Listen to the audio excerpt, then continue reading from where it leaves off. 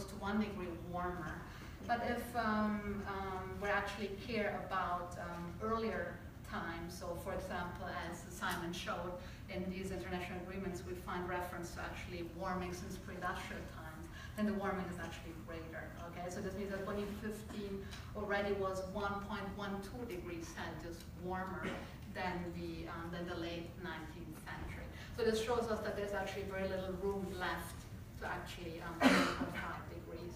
And what makes things even worse, so you may have seen this in the news, so this shows the February 2016 temperature record, where temperatures really shot up. So some of the headlines talked about, sort of shocking amount or mind-boggling. And so if we again look at the numbers, then so what NASA just put out there was 1.35 degrees warmer, and again there's a 30-year average. But again, if we compare this to the and here there's a typo, so it should read early 19th century. So if we compare it to earlier, then it is actually 1.6 degree warmer. Okay, so this means that with this temperature record, we're already above this 1.5 degree target. So the good sort of relatively, or let's say there's actually a chance that the temperature is going to come down again, because this still includes the tail end of the El Nino, and we're currently transitioning out of the El Nino, so there is a good chance that actually the temperature is going to come down. But this is just to illustrate that we're actually we're there, so we're pretty much at 1.5 degrees already. And this illustrates that there's actually very little room left in terms of carbon that we can put into the atmosphere. And actually I also want to say that sort of these news results, or this is something which is actually so that I would say that some of the carbon budget numbers I'm going to show do not include. Okay, so what is this carbon budget? So it is a finite amount of carbon that we can release into the atmosphere over several centuries. Okay, so from our perspective, for forever, in order to keep global warming at a given limit, so 1.5 or 2 degrees above pre-industrial. So it is like a monetary budget, if you wish. Except that there's no revenue, okay? So this means as we release carbon into the atmosphere, the budget is going to shrink, but actually there's no, so there's very little that can make it larger. One thing that could make it larger is some technology that allows us to scrub CO2 out of the atmosphere, so this will be kind of the source of revenue. But if we don't develop this technology, then actually this budget, as we release carbon into the atmosphere, is becoming smaller and smaller. And the reason we can define such a budget is because of a proportional relationship between total emissions, so the total amount of carbon dioxide that we put into the atmosphere, and global warming. This is actually quite remarkable. So for those of you who know a little bit more about climate science, you may know that the climate system is actually highly non-linear. Okay, so there are feedbacks, there are tipping points, but it's actually quite remarkable that we recover this near linear relationship between warming and cumulative or total emissions. Also, one thing to be aware of, that this budget approach actually only works for carbon dioxide, so it does not work for any of the short-lived greenhouse gases. So CO2, when we emit it into the atmosphere, it actually stays there for a very long time, so for centuries, or if we put in a lot, even millennia. Whereas other greenhouse gases, such as methane, if we put it in, it has an average lifetime of around 10 years. So this means that it disappears relatively quickly. So this budget approach actually only works for carbon dioxide. It does not work for any of the other greenhouse gases.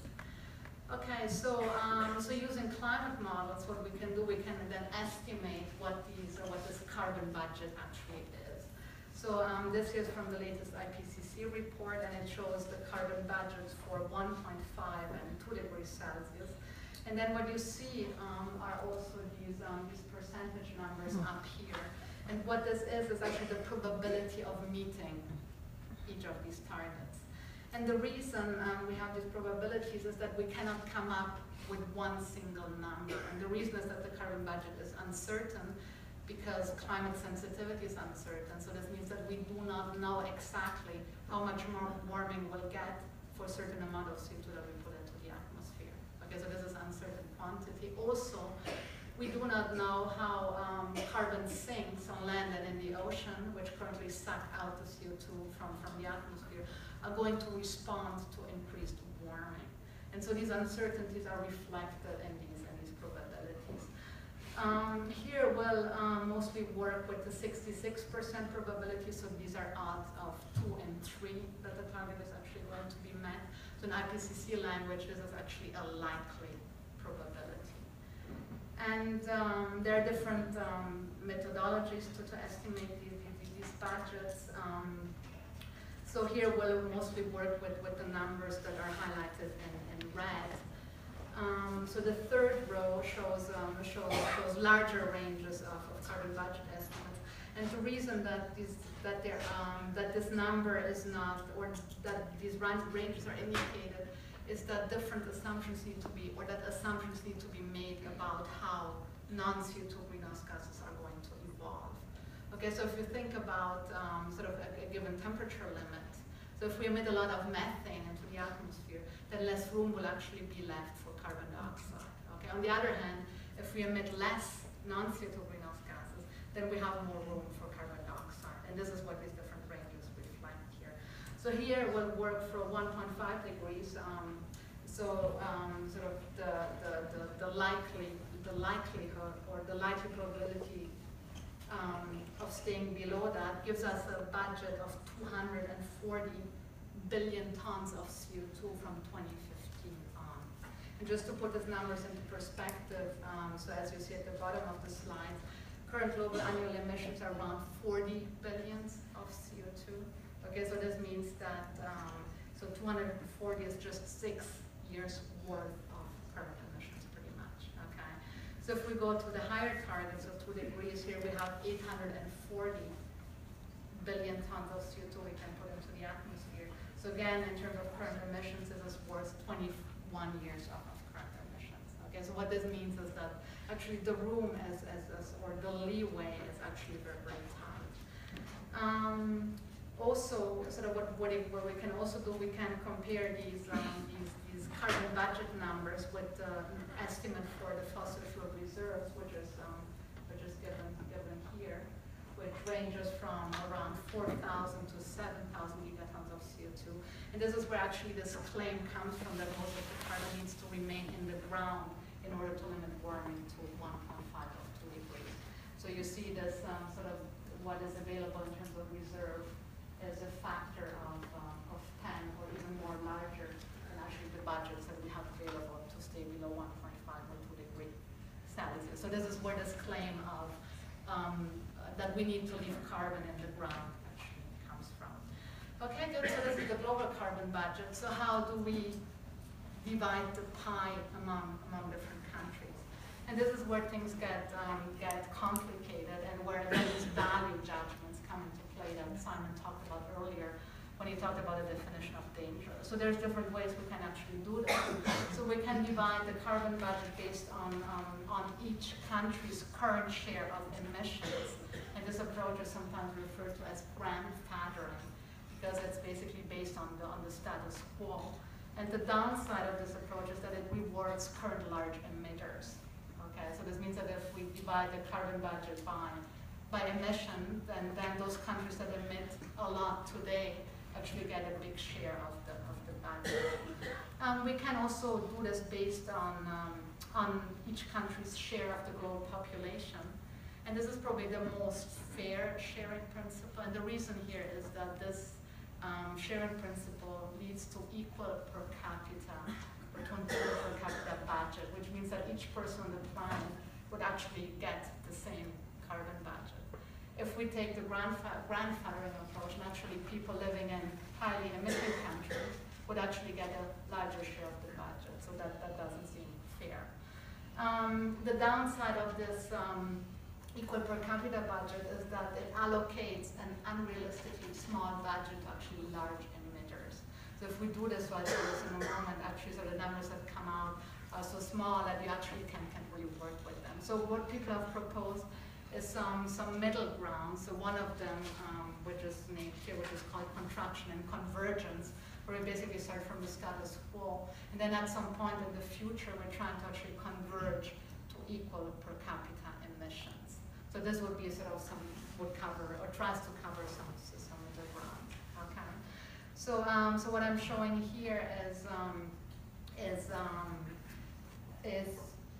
an illustration of what these sharing principles look like, depending on whether we allocate the budget based on emissions or actually based on population, which is the equal per capita allocation. So for example, if you pick the USA or even China, because they are very large emitters, they get a relatively large share of the pie. Okay, so that's shown on the left-hand side.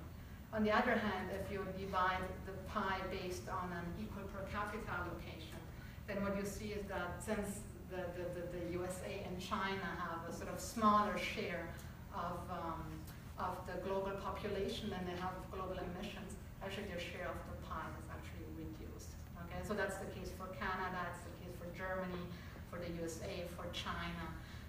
What is different is actually when you look at India, so that's the purple wedge here. So you see, so India has a relatively small share of the global emissions, but it has a relatively large share of actually the global population. So for India, for example, the pie, the piece of the pie actually increases. So so if we focus on Canada, then Canada's share under an emissions-based allocation is around 1.35%, whereas under an equal per capita allocation, it's just half of a percent. Okay, so that's a third of actually the emission-based allocation. So now we can actually use these numbers here to take the global carbon budget, so what I showed earlier, okay, and divide it up among different countries. So we can do this based on emissions, and we can do this based on population. And this is actually what we get. So here in the first column, these are the different countries. So these are the population. This is actually the carbon budget. So if we focus on Canada, then the carbon budget from 2015 on is 1 billion tons of CO2. Okay. So Canada currently emits around 500 million tons of CO2 per year. So this means that this budget would reach just 2.54 years. Okay. So this means, this emission budget is very limited. So the same applies to the other high-emitting countries. So if you look at Germany, the US, and even China, so the budget reached under 1.5 degree target is basically nothing. Okay.